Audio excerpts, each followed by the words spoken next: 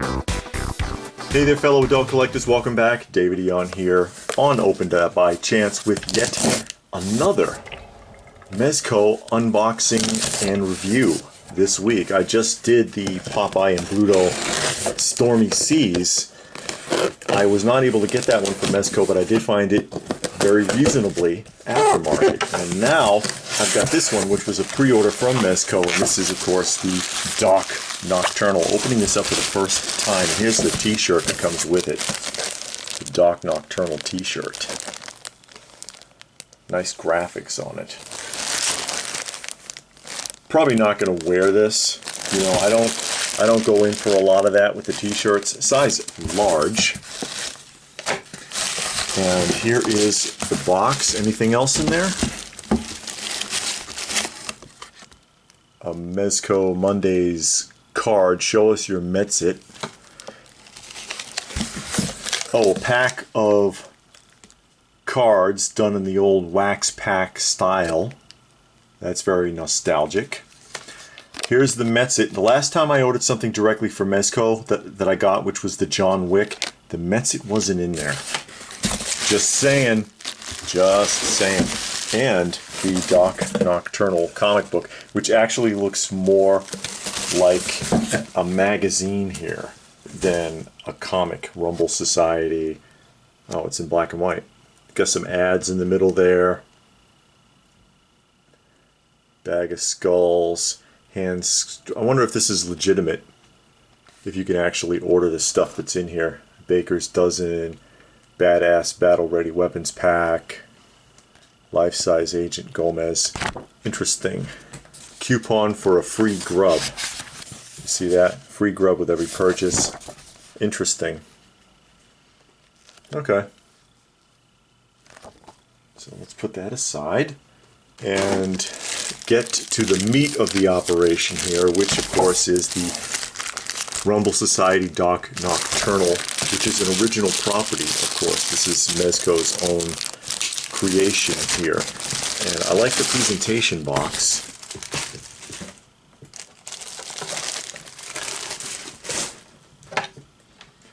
Pull the sleeve off. It's just a black, we'll see, Rumble Society. Solid black box. It's got an imprint of a skull and a little bit of a seal on there, and it's a magnet seal. Open that up, and here's what's in the middle. And that doesn't come off, it's attached to the flap. That's neat. And yeah, that's a insert. Pull that aside. And there he is. Doc Nocturnal. We're getting into this quickly. I do like the packaging design. Now this breaks up into several trays. Go ahead and pull these trays out. It's 3 tiers. And of course we're going to be taking a detailed look at all of this and testing the articulation of the figure. Oh, some instructions. Removable belt pouch function, telling you how to put on the cape and the flamethrower and the mask and deadly ray chemical blast, and the 1/12 warning, which was crushed into the box, as you can see there.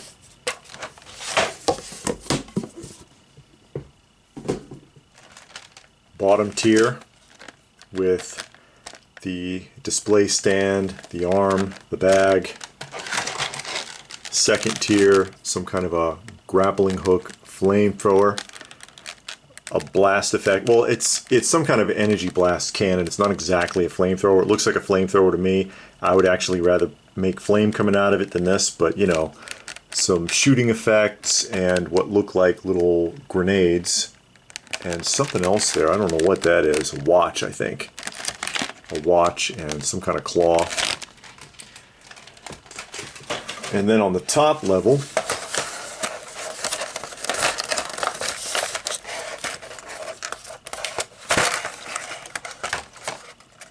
there is the Doc Nocturnal figure. A change-out head that glows in the dark.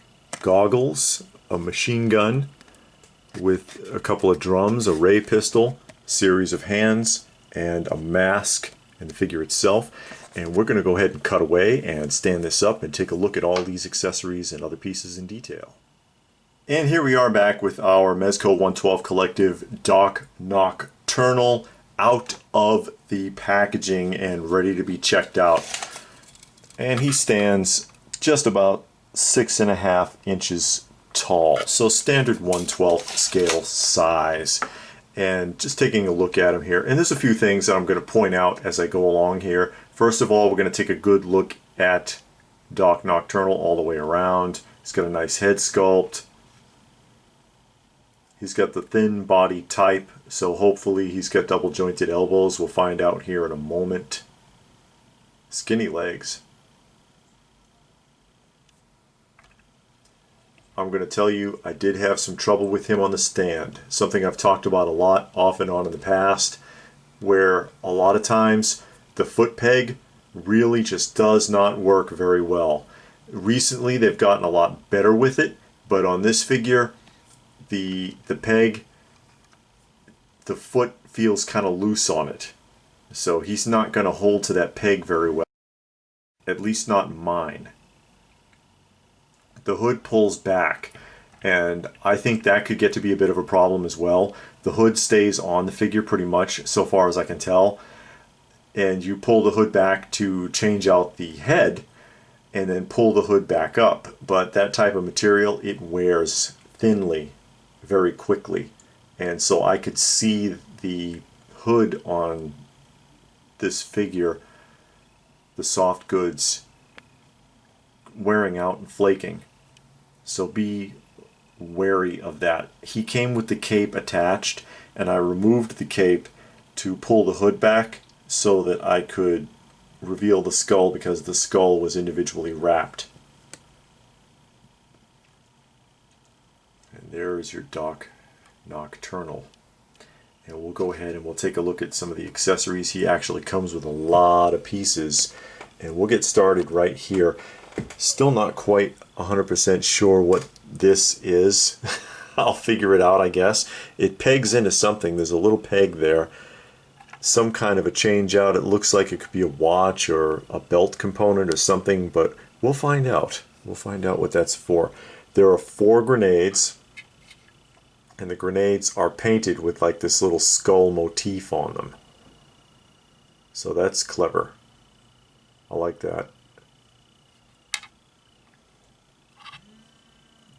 A mask with like these air hoses, and this is like a wire. This is like a cable flex system here, and I'm not sure what this is supposed to plug into, but again, you know, we'll find out.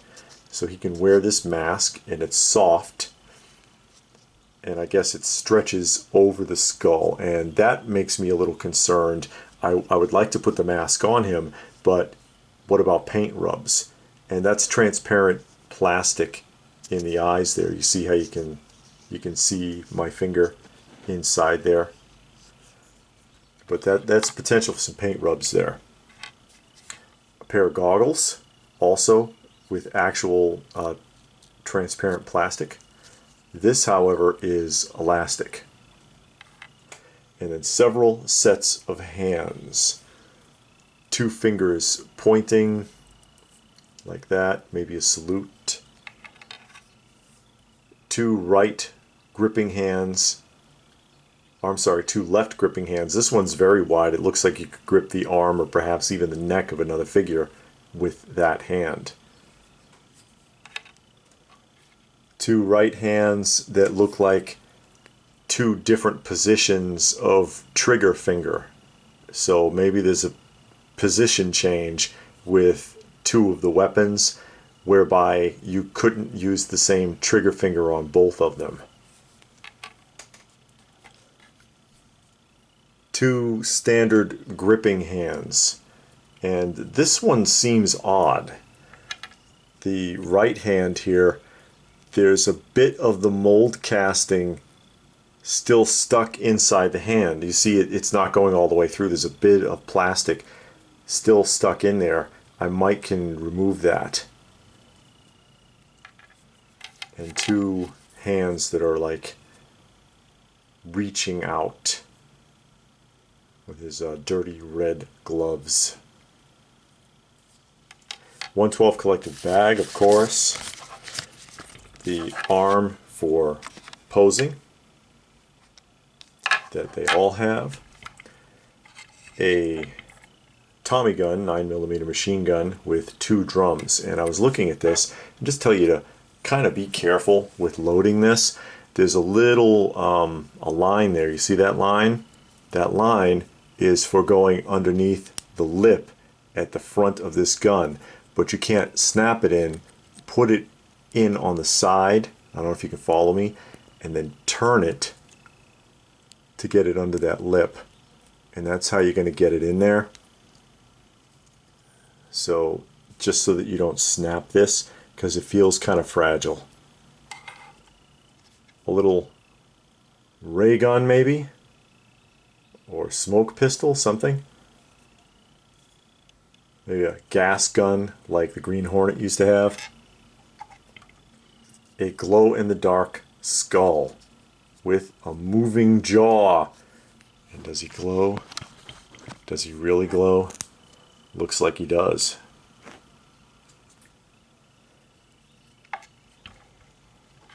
Some shooting effects, which you've probably seen with many MEZCO figures because they recast the same ones.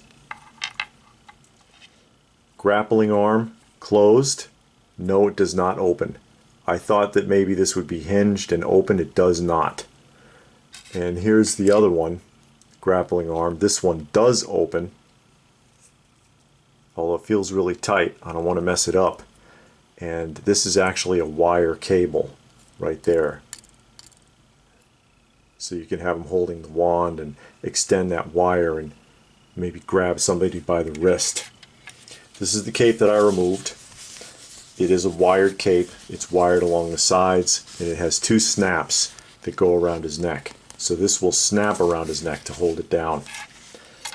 The blasting unit, I assume it's not a flamethrower. Again, it looks like a flamethrower to me, and this is probably why you need the second trigger finger, because this looks wider than the Tommy gun did.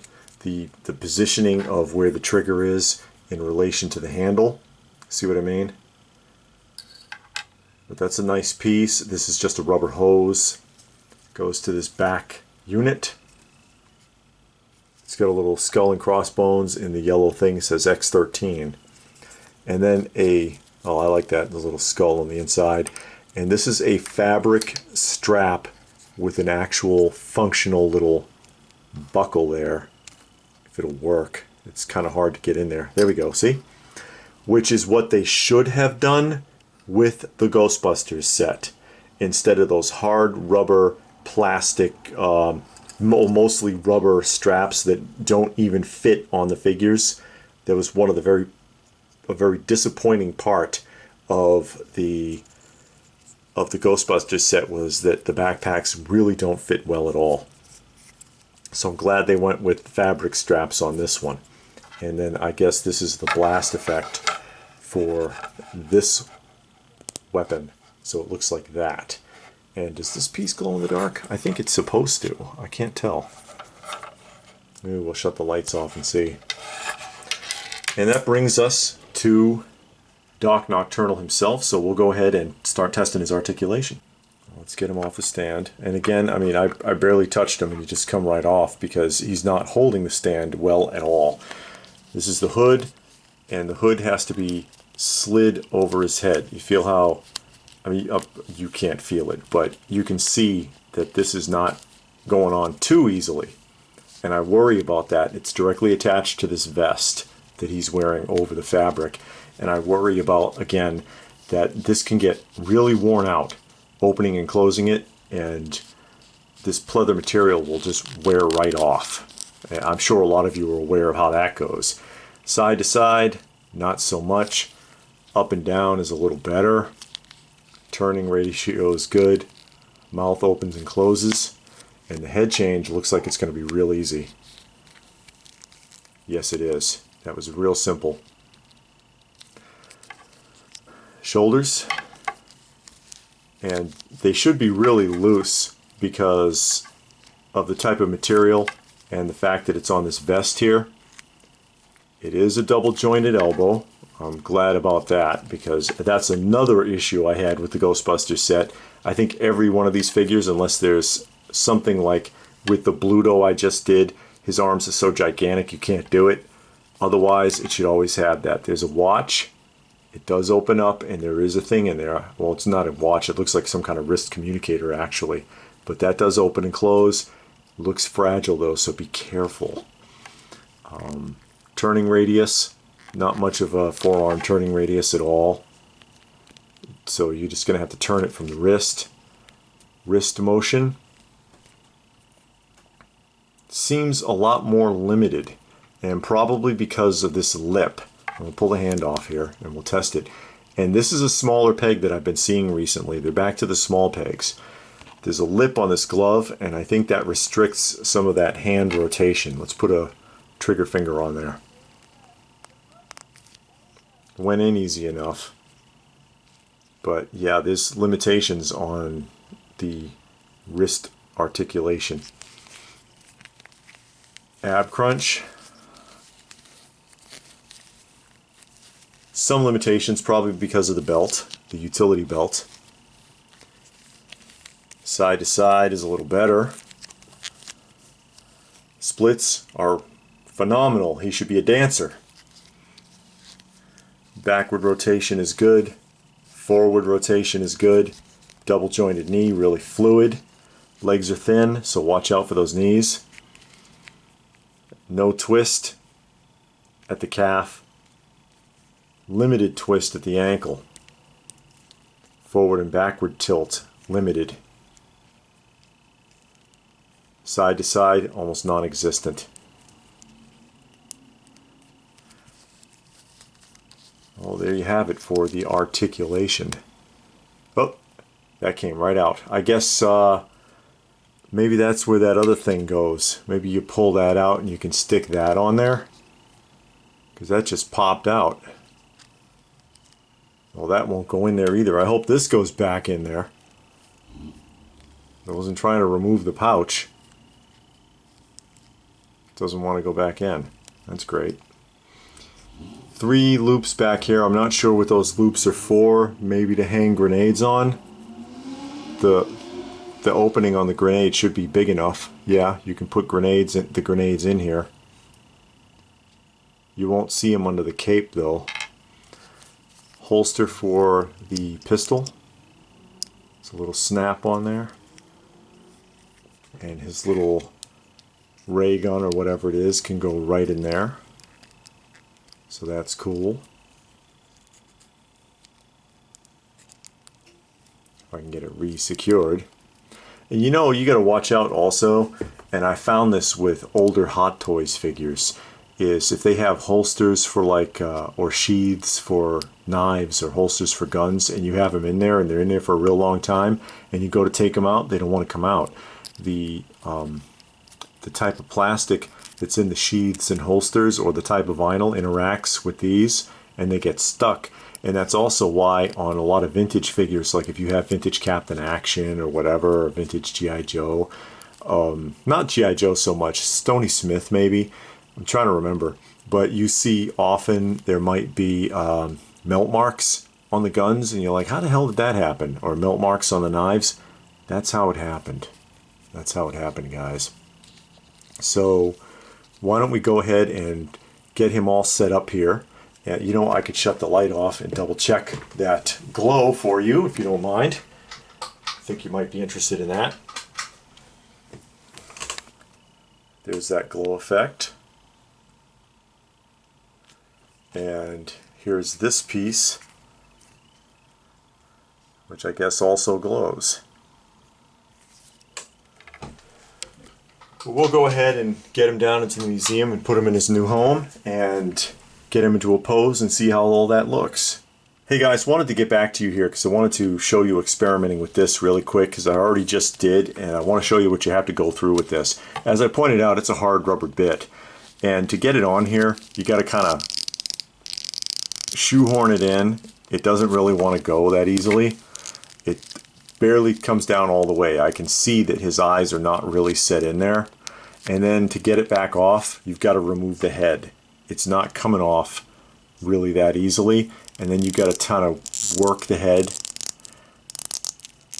to twist it back forward, and try not to grab the jaw because the jaw might come off, and working back out through there. So there's a lot of risk of color rub coming off of this onto your skulls. It's going to take a little bit of work. And again, you know, you can see how this is hinged up in there. I don't want to knock that jaw out because I don't know if I'll be able to get it back in.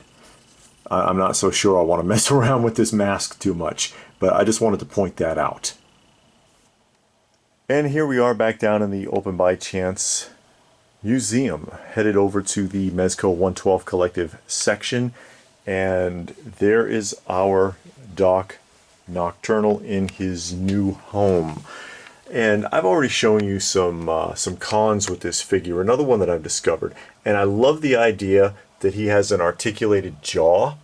However, it's only articulated when the skull is off the body. Once you put it on the body, even without the cape on, because I've tried this, the mouth will not stay open on either skull. They must stay closed. The other thing is that now that I've pulled that pouch out, this pouch is supposed to come out and that other piece go in its place. Now that I've taken it out, it doesn't want to stay in and the other piece won't fit. So that's an issue. Again, the hood is an issue. You're going to wear that hood out quick. The cape I like that they put wired capes in it. I like that they gave them double jointed elbows. Limited wrist articulation because of the gloves. Limited ankle articulation because of the way the boots are done. And the parts to the Tommy gun feel kind of fragile.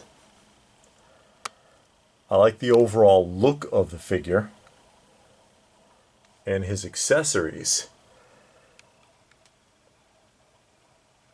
But I don't know, I'm kind of torn on it because you're talking about a figure that retail, if you're getting it directly from MEZCO after tax and shipping, is about $140. And you got to ask yourself, is this a $140 figure? And you know, I guess that's just a matter of opinion. So you have to think about it yourself. I hope that this review, I mean, he poses nicely. I hope that my unboxing and review will help you to decide one way or the other. Maybe you really want it, maybe you don't. You can never really predict the aftermarket on these. Some of them go up quite a lot. Some of them, they tank. And you can find them aftermarket for a song and a dance. You know, aftermarket, they're really inexpensive, many of these. And some of them, they surprise you and they go up quite a bit. And you really can't predict it. That one's not a MEZCO, but he looks great.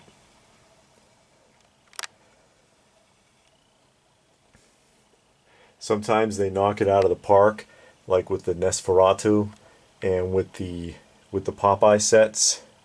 Got the original Popeye there. Sometimes it's kind of a letdown. And I brought this one up a few times. That's what I was talking about with the hard rubber straps on the packs. You see that the packs are falling off of all of them. They won't stay on the costumes. They don't have double jointed elbows, so it's hard to pose them. There's a lot of problems with the Ghostbusters set, and it's probably the most expensive, I believe it is, the most expensive retail set that they produced. And then they do something like these, you know, the arrow and the, or not the arrow, but the red arrow, Nightmare Batman, and Red Sun Superman are excellent. Excellent figures. And other ones that, you know, they don't go up much, but they're just really cool, like this Ash. I really like the Ash, actually. So I don't know. Especially with the prices going up all the time. And hey, I don't work for MEZCO, so they're not giving me these. I'm not getting paid to do a review at all. I'm just a MEZCO fan, a 112 Collective figure fan, really. Again, I really like the way he poses, but I gotta wonder if the price is justified. What do you think, guys? I really would like to hear your opinions on it. Let me know if you have this figure or if you're looking to get this figure. If you have this one, have you run into the same problems I did? Do you think I'm spot on, or do you think maybe I just had a problem with mine? Tell me what your thoughts are in the comments section down below. Please do give the video a thumbs up if you got something out of it. I hope that you did. Share it if you can. Subscribe if you're new. All that good stuff. Check out some of the other videos. I've done a ton of MEZCO unboxings. I've done other 1/12 scale, or not 1/12, but 1/6 scale unboxings. Like you see the Mondo Masters of the Universe down here, and I've got a few others. I've done the QMX Star Trek, and I've done showcases of vintage figures before and toy discussions, and we do a lot here. But let me know your thoughts. Like, share, subscribe, all that good stuff. I hope you got something out of this, and maybe I helped you to decide on this figure one way or the other. Let me know. And I guess that'll do it for now. What more can I say? But thanks for watching, and we will see you again soon.